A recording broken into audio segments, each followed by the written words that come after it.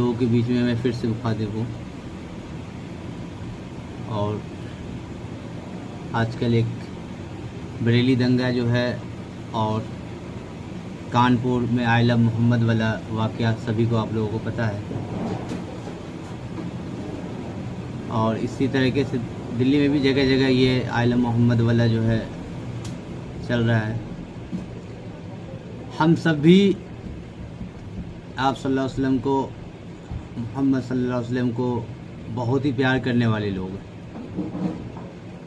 घरों में, बाज़ारों में, मोहल्ले में, जहाँ भी रहते हैं हम लोग माशाअल्लाह सब प्यार करते हैं। लेकिन ये प्यार हमें दिखावा नहीं करना है और कुछ फ्रॉड मुल्लों के बारे में, मुल्ला का शब्द मैं इस्तेमाल इसलिए कर रहा हूँ कि ये शब्द ही एक गलत है, तो इसलिए मैं ये शब्द इस्तेमाल कर रहा हूँ। मैं ये नहीं कह रहा हूँ उलमाए कराम, हमारे बुजुर्गान दीन, उन सब को नहीं, कुछ मुल्लाओं को, फिर से सुनिए, उनके भड़कावे में आके जो ये नौजवान साथी है हमारे, वो चले जाते हैं वहाँ, फिर प्रोटेस्ट के नाम पे पुलिस वाले उन पे अत्याचार करते हैं, जेलों में डालते हैं, फिर उनकी पढ़ाई लिखाई सब ख़त्म हो जाती है। आप लोगों को याद होगा 2020 का दंगा का, दिल्ली दंगे में उमर खालिद और सजल इमाम, ये दोनों एक हमारे कौम का और हमारे देश का बहुत ही होनहार स्टूडेंट थे, और ये पढ़ लिख के कुछ बनते, हमारे देश का और हमारे कौम का कुछ इससे भला होता।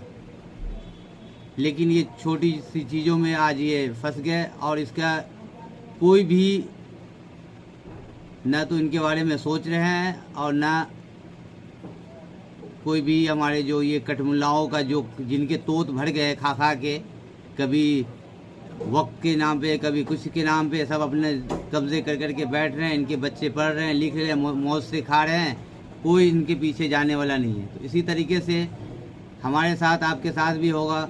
अगर हम बिना जानकारी के कहीं जाएंगे, किसी प्रोटेस्ट में हिस्सा लेंगे जहाँ पे नहीं होगा हमारे पास उसका परमिशन, तो हम भी ऐसे दबोचे जाएंगे।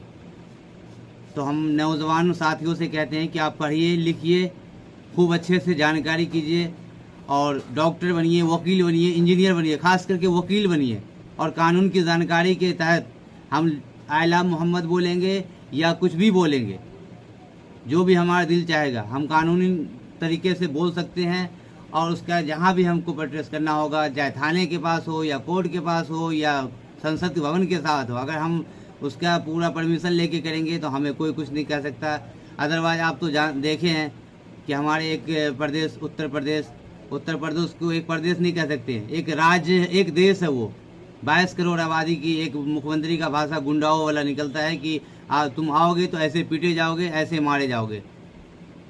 तो कहाँ है आज वो कटमुल्ला जो सब बच्चों को या सबको कहते हैं और मस्जिद में कह के खुद छुप जाते हैं? ये आगे आते तो क्या मजाल थी किसी की कि लाठी चला देते या मार देते?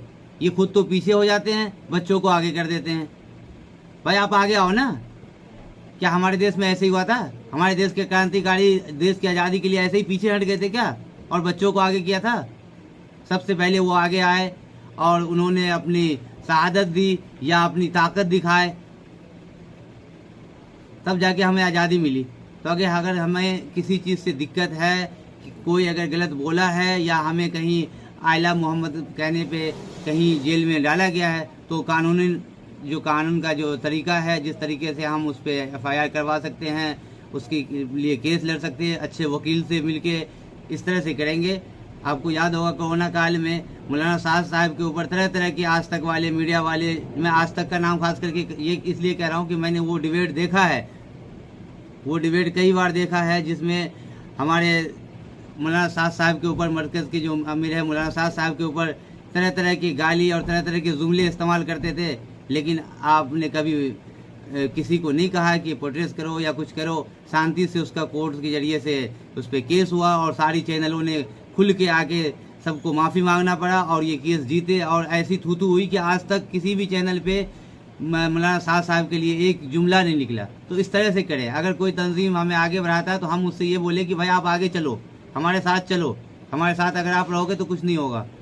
तो हमें एक अच्छे रहबर की ज़रूरत है। ज़रूरी नहीं है कि वो रहबर कोई मौलाना या मौलवी ही हो, हम में से आप में से भी कोई रहबर हो सकता है जो जानकार हो, और उनको लेके हम ये कर सकते हैं। लेकिन बेवजह कल जुमा है, आज बोलने का मकसद ये है कि कल जुमा है तो आप लोग बिल्कुल शांति से अपना नमाज़ पढ़े और किसी के कहे में कहीं भी कोई प्रोटेस्ट ना करे। हम लोग मोहम्मदी हैं और हम लोग हर जगह बोल सकते हैं आई लव मोहम्मद, हर जगह लिख सकते हैं, लेकिन बेवजह कहीं पे दंगा नहीं करेंगे। बेवजह हम लोग किसी को तकलीफ़ नहीं पहुँचाएँगे। अगर हम पहुँचाएँगे तो इसी तरह से एक दंगाई मुख्यमंत्री वाला भाषा नहीं बोल के एक दंगाई वाला भाषा बोलेगा और हमें पीटा जाएगा। तो बहुत तकलीफ़ होता है इस तरह के वीडियो को देखते हैं। हमें भी कहा जाता है कि देखो बहुत पिटाई लगी, तो ठीक है वो ताना सह लेते हैं, क्या कर सकते हैं।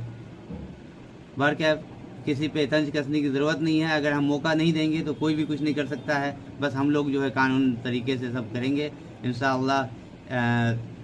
आगे से कोई भी ऐसे प्रोटेस्ट में शामिल होने से पहले हम लोग सोचे समझे और एक पढ़े लिखे जिम्मेवार इंसान की तरह काम करे, किसी के बहकावे में ना आए। ये मजारियों और ये कटमुल्लाओं जो आगे बढ़ा देते हैं इनके बातों में ना आए। प्लीज़ आप लोगों से रिक्वेस्ट है। अस्सलाम वालेकुम।